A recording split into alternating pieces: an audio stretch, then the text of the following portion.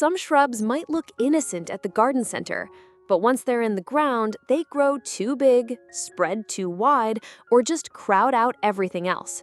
In a small garden, there's no room for that kind of mistake. In this video, we'll show you 5 shrubs you should never plant in tight spaces, and what to grow instead. Because when space is limited, every plant needs to earn its place.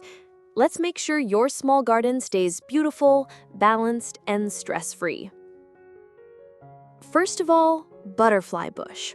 It's hard to resist a plant that blooms big and attracts butterflies by the dozen. But butterfly bush doesn't play nice in small gardens. It grows fast, gets woody, and spreads aggressively, especially in warmer zones where it self-seeds and quickly escapes its space.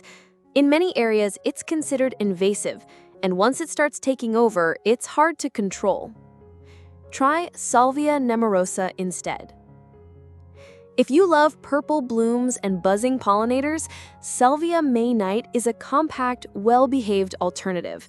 It produces dense spikes of deep violet flowers from early summer into fall, especially when deadheaded. Bees, butterflies, and even hummingbirds love it, but unlike butterfly bush, it won't spread or overwhelm the space around it. Its tidy, clumping form makes it perfect for containers, narrow borders, or even edging beds. Drought-tolerant and cold-hardy, this perennial thrives in full sun and poor soil. You get months of bloom, bold color, and non-stop pollinator activity, all in a neat, no-fuss package.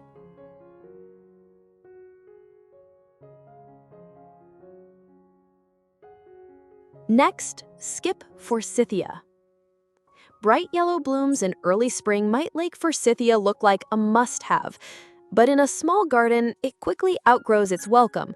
It spreads wide, grows tall fast, and demands heavy pruning just to stay in bounds. Worse, after the short blooming period ends, you're left managing a large, leafy green mass for the rest of the year. Try Spirea japonica goldflame instead.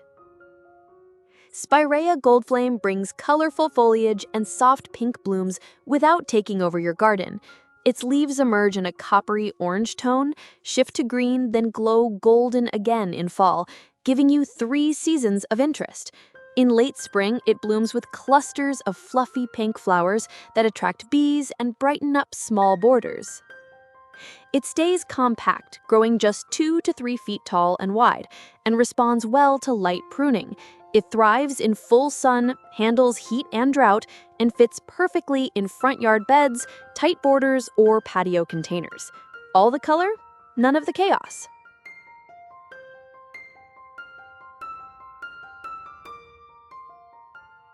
Next, skip Nandina domestica. Often sold as a colorful, low-maintenance shrub, Nandina spreads aggressively via underground runners and seeds. In small gardens, it quickly forms dense thickets, and its berries are toxic to birds. It may start tidy, but soon it's popping up where you don't want it, and it's tough to remove once it settles in. Try barberry or crimson pygmy instead. If you're after rich color and compact form, crimson pygmy barberry is a solid choice. Its deep burgundy foliage holds its color through summer and turns brighter in fall, adding long-lasting contrast to your planting scheme. Plus, it stays naturally neat, no wild suckers or surprise sprouts. Reaching just 18 to 24 inches tall and wide, this shrub is ideal for edging, containers, or tucking into narrow spaces.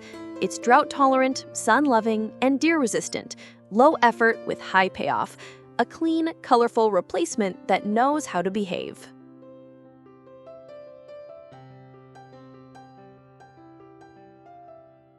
Skip boxwood or buxus.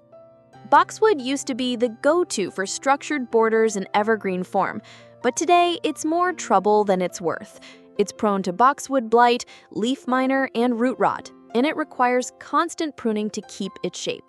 In small gardens, one sick or dying boxwood can ruin the whole design.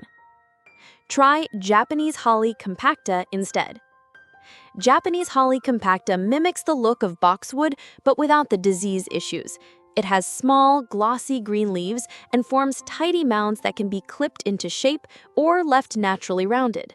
It offers the same evergreen appeal, just with more reliability and less maintenance. A cleaner, healthier alternative for classic structure in tight spaces.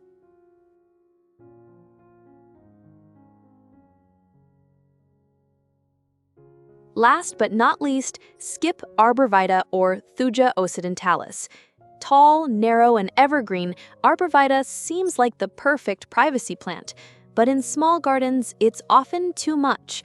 It browns out in spots from drought, snow, or poor drainage, and when planted too close to walkways or fences, it quickly becomes an overcrowded wall of green that's hard to manage. Try Viburnum tinus instead. Viburnum tinus or spring bouquet stays dense and compact, offering glossy evergreen foliage and soft pink flower clusters in late winter to early spring.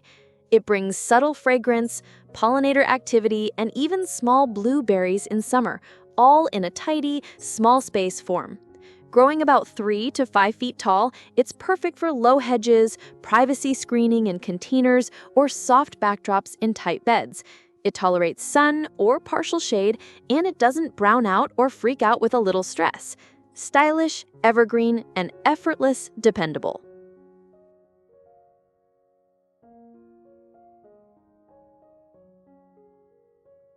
In a small garden, every plant matters. One oversized or unruly shrub can throw everything off, stealing light, space, and attention. But with the right choices, even the tiniest space can feel balanced, calm, and full of life. You don't need to sacrifice beauty. Just pick plants that know how to stay in their lane. Skip the headaches, grow smart, and let your small garden do big things.